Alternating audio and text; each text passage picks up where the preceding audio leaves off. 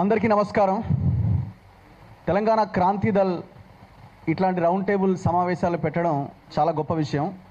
Right టైంలో meeting పెడుతున్నారు. పెట్టిన మీటింగ్ కూడా చాలా సక్సెస్ఫుల్గా జరుగుతున్నది. లాస్ట్ టైం జరిగిన మీటింగ్ కూడా చాలా గ్రాండ్గా జరిగింది. ప్రజల్లోకి వెళ్ళిన తర్వాతే ప్రభుత్వం నుంచి కూడా యాక్షన్ స్టార్ట్ అయింది. సో ఈ పర్టికులర్ అంశంలో నాగేశ్వర్ గారు అన్నదేంటి అన్నది ఒక చర్చ. అసలు అది డిస్కస్ చేయాల్సిన అంశం కూడా కాదు. ఒక రకంగా చెప్పాలంటే ఆయన ఒక ఇంటర్వ్యూలో మాట్లాడుతూ అన్న మాటల్ని అదొక పెద్ద ఈ రాష్ట్ర దేశ సమస్యలాగా చూసి దాని మీద ఒక డిబేట్ పెట్టిరు. పవన్ కళ్యాణ్, తెలుగుదేశం పార్టీ, ఇంతవరకు బీజేపీ అయితే నాకు తెలిసి రెస్పాండ్ కాలే. ఎందుకంటే అందులో ఆయన సారన్న దాంట్లో అమిత్ షాతో జరిగిన చర్చని బయట పెట్టడం జరిగింది. కానీ అక్కడ బీజేపీ ఎక్కడ రెస్పాండ్ కావట్లేదు. ఓన్లీ పవన్ కళ్యాణ్ మాత్రమే రెస్పాండ్ అవుతున్నాడు. టీడీపీ మాత్రమే రెస్పాండ్ అవుతున్నది. మరి కారణం ఏంటి? మరి బీజేపీ ఎందుకు మాట్లాడతలేదు? అంటే పవన్ కళ్యాణ్ మీద గన్ను పెట్టి ఎవరిని కాలుస్తున్నారు? నాగేశ్వర్ గారి మీద గన్ను పెట్టి మొత్తం తెలంగాణలో ఉన్న ప్రశ్నించే గొంతులను కాల్చాలనే ప్రయత్నం ఒకటి జరుగుతున్నది. మీరు ఒక్కసారి గమనించండి. రీసెంట్ డేస్లో తెలంగాణలో ఏం జరుగుతున్నది? మొన్న కేవీఆర్ అనే ఒక జర్నలిస్ట్ని అరెస్ట్ చేయడానికి ఎక్కడో అనంతపురం, అది విజయనగరం దాదాపు ఒక 1000 కిలోమీటర్ల అవతల నుంచి ఒక పోలీస్ వ్యాన్లో వచ్చి ఆయన అరెస్ట్ చేయడానికి ప్రయత్నం చేశారు. పోనీ ఆయన ఏమైనా తప్పు చేసినా అంటే ఆయన అనని మాటని అన్నట్టుగా ఎఫ్ఐఆర్లో చేర్చి ఆయన అరెస్ట్ చేయడానికి ప్రయత్నం చేస్తే మేము అంతా పోతే దాన్ని అడ్డుకుంటే ఆ అరెస్ట్ ఆగింది. చివరికి పోలీసులు ఏమన్నారు, అక్కడ మాకు రిక్వెస్ట్ చేసిరు, నాకు కూడా ఫోన్ చేసిరు, దండం పెడితే ఆయన అప్పచెప్పరి మా ఎస్పీ ఊకుంటలేడు, మా నాయకులు ఊకుంటలేరు, అక్కడ ఉన్న లీడర్లు ఏదేమన్నా చేసి అరెస్ట్ చేసి తీసుకురమ్మంటున్నారు. ఒక్కసారి ఇట్లా అడుగు పెట్టించి మేము పంపిస్తాం అంటే పోలీసులను ఏ రకంగా వాడుకుంటున్నారు అన్నది చాలా క్లియర్గా ఆ ఇన్సిడెంట్లో మాకు అర్థమైంది. ఇప్పటికి కూడా తాను బయటికి రాలేని పరిస్థితి. ఆ ఫేక్ ఎఫ్ఐఆర్ని పట్టుకొని ఆయన ఇంటి చుట్టూ తిరుగుతూనే ఉన్నారు. ఆయన కోట్ల చుట్టూ తిరుగుతున్నాడు. నాట్ టు అరెస్ట్ ఆర్డర్ ఏమైనా వస్తుందేమో అని. అంటే మొత్తం సిస్టమ్ అంతా వాళ్ళు మేనేజ్ చేస్తున్నారు. అక్కడి నుంచి స్టార్ట్ అయిన తర్వాత ఇప్పుడు ఈ కేసుకు ముందు కూడా, నాగేశ్వర్ గారి కేసుకు ముందు కూడా ఇన్నయ్య గారి అరెస్ట్ జరిగింది. ఆయన అరెస్ట్ జరిగిన తర్వాత ఆ అరెస్ట్కి సంబంధించిన దాంట్లో ఆయన మన ఛానల్లో వచ్చిన వీడియోని బేస్ చేసుకొని ఆయన అరెస్ట్ చేశారు. నన్ను కూడా విచారించారు కొన్ని గంటల పాటు. దాని తర్వాత నాకు ఆయనకు మధ్య ఏమైనా సంబంధాలు ఉన్నాయా, ఏమైనా లింకులు ఉన్నాయని అకౌంట్ నెంబర్లు ఇవన్నీ చేస్తే అక్కడేం దొరకలేదు. ఎందుకు ఇది స్టార్ట్ అయింది? ఎందుకు ఇన్నయ్య గారి ఎపిసోడ్ని ముందుకు తీసుకొచ్చారు? తెలంగాణలో సోషల్ మీడియా చాలా పవర్ఫుల్గా ప్రజల్లోకి వెళ్తున్నది. ప్రజల సమస్యల్ని ముందుకు తీసుకెళ్తున్నది.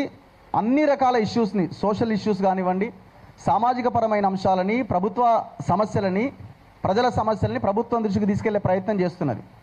సో ఈ సోషల్ మీడియా దాదాపుగా కొంత ఓవరాల్గా లెఫ్ట్ ఓరియంటెడ్తో నడిచేటువంటి మీడియా చాలా బలంగా ఇక్కడ తెలంగాణలో పనిచేస్తున్నది. తెలంగాణ అంటేనే కొంత భావజాలం ఎక్కువగా ఉంటుంది. సో ఇట్లాంటి మీడియాని పక్కన పెట్టేయాలి. వాళ్ళని కట్టడి చేసినప్పుడే మనం ఇక్కడ అధికారంలోకి రాగలుగుతామని ఒక భయంకరమైన కుట్రలో భాగంగా ఆయనను ఎవరెవరైతే ఇంటర్వ్యూ చేశారో, ఇన్నయ్యతో ఎవరెవరైతే మాట్లాడారో దాదాపు 400 మందికి పైగా నోటీసులు ఇచ్చినారు. సో ఇది ఎంత దారుణం ఇది. ఎన్ఐఏ అనే ఒక భయంకరమైన సంస్థ. అసలు దీని ద్వారా నోటీస్ వస్తే ఇక మన పని అయిపోయినట్టే అనే ఒకటి క్రియేట్ చేసినారు. ఒక చిన్న ఎగ్జాంపుల్ చెప్తా. ఎప్పుడో మేము చిన్నప్పటి నుంచి కూడా ఈటీవీలో 9 గంటలకు వార్తలు చూసేవాళ్ళం మనం. అందులో 9 PM న్యూస్ ఉంటుంది, చాలా ఫేమస్. ఆ 9 PM న్యూస్ని మన యాంకర్ ఒకరు శర్మ గారు ఒకరు చదివేవాళ్ళు. సో ఇప్పుడు ఆయన అన్న ఒక యూట్యూబ్ ఛానల్లో వర్క్ చేస్తున్నారు. ఆయన చాలా ఛానల్స్లో పనిచేసిండు. ఆయనకు కూడా నోటీస్ వచ్చింది. నాకు ఫోన్ చేసిండు, నాకు నోటీస్ వచ్చింది రఘు, అసలు ఏంది ఇది, ఎన్ఐఏ నోటీస్ ఏందని కొంత ఇబ్బందిగా ఆందోళనగా ఫీల్ అయ్యింది. ఏం చేసినాం, ఎన్ఐఏ గారితో ఎప్పుడైనా మాట్లాడినామంటే ఒకసారి ఇంటర్వ్యూ చేసినా అన్నాడు. అంటే అసలు ఎంత దారుణం అంటే ఎవరు ఇంటర్వ్యూ చేసినా, ఎవరు మాట్లాడినా నోటీసులు ఇచ్చుకుంటూ పోయినారు. అల్టిమేట్గా ఏంది, మొత్తం సిస్టమ్ని టెర్రరైజ్ చేసే ఒక భయంకరమైన కుట్ర. నేను అనుకుంటున్నా సేమ్ నాగేశ్వర్ గారి ఎపిసోడ్ కూడా అందులో భాగంగా తీసుకొచ్చింది అని నేను అనుకుంటున్నా. ఎందుకంటే అసలు ఆయన తన విశ్లేషణ చేసిండు.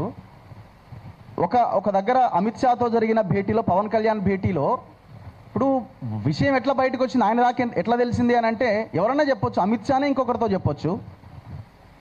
లేదు పవన్ కళ్యాణ్ ఇట్లా అన్నాడు అని చెప్పి చంద్రబాబు నాయుడుతో చెప్పు, చంద్రబాబు నాయుడే బయట పెట్టుండొచ్చు. వయా ఏ మీడియం ద్వారా అయినా ఏ ఇద్దరు మాట్లాడుకున్న విషయాలు బయటికి తెలవడం పెద్ద సమస్యనా? అసలు అది డిస్కస్, ఒకవేళ మీకు అది తప్పు అనిపిస్తే ఖండిస్తే అయిపోతుంది. అది తప్పంతా ఆయన తప్పు మాట్లాడండి అని చెప్తే అయిపోతుంది. దాన్ని ఒక పెద్ద సోషల్ మీడియాలో చర్చ పెట్టి కేసుల దాకా తీసుకుపోయి అరెస్ట్ కూడా చేస్తారనే దాకా తీసుకుపోయి ఇది ఒక పెద్ద న్యూసెన్స్ క్రియేట్ చేశారంటేనే దీని వెనకాల నాగేశ్వర్ గారు ఇవాళ మొత్తం తెలుగు ఈ దేశంలో ఉన్న సమాజాన్ని ఇన్ఫ్లుయెన్స్ చేస్తున్నాడు ఆయన వీడియోల ద్వారా. ఆయన ఎట్లా పట్టుకోవాలా? ఆయన ఏమైనా బూతులు మాట్లాడతారా? మాట్లాడు. ఆయన ఏమైనా తప్పుడు సమాచారం ఇస్తాడా? ఇయ్యాడు. సో ఆయనను ఏదో రకంగా ఇట్లాంటి దాంట్లో ఇరికించే ప్రయత్నం చేస్తే మిగతా వాళ్ళు, ఆయన భయపడడు ఎట్లాగో మిగతా వాళ్ళంతా భయపడతారు, టెర్రరైజ్ అవుతారు అన్న దాంట్లో భాగంగా ఇది చేసినట్టుగా నాకు అనిపిస్తున్నది. లేకపోతే అసలు ఇది ఇష్యూనే కాదు. సో ఈ కుట్రని కనుక మనం పసిగట్టకపోతే రాబోయే రోజుల్లో ఏ ఛానల్ని కూడా మిగలకుండా మింగేసే అవకాశం కూడా ఉన్నది. సో ఇప్పుడు మనం ఇంత బలంగా ఇదే బలాన్ని మనం ఐక్యతతో కొనసాగించి ముందుకు తీసుకెళ్తే మనం నిలబడగలుగుతాం. ఇది ఎవడేం మార్చలేడు. ఇది వాళ్ళు ఏదో అనుకొని వాళ్ళు ఏదో ప్లాన్ చేస్తున్నారు, కానీ మనల్ని ఎవడు విడదీయలేడు అన్నది మాత్రం వెరీ క్లియర్. సో ఇది జరుగుతున్నటువంటి ఒక స్టెప్ బై స్టెప్ ప్రాసెస్లా కనబడుతూ ఉన్నది. ఇక నాగేశ్వర్ గారు గురించి మాట్లాడాలంటే నాకైతే ప్రత్యేకమైన అనుబంధం ఉంది ఆయనతో. నేను ప్రత్యేకంగా ఆయనతో డిబేట్స్ చేయడము, నేను ఛానల్లో పనిచేసినప్పుడు కూడా సో మేము ఇంటర్వ్యూస్ కూడా చేసేవాళ్ళము.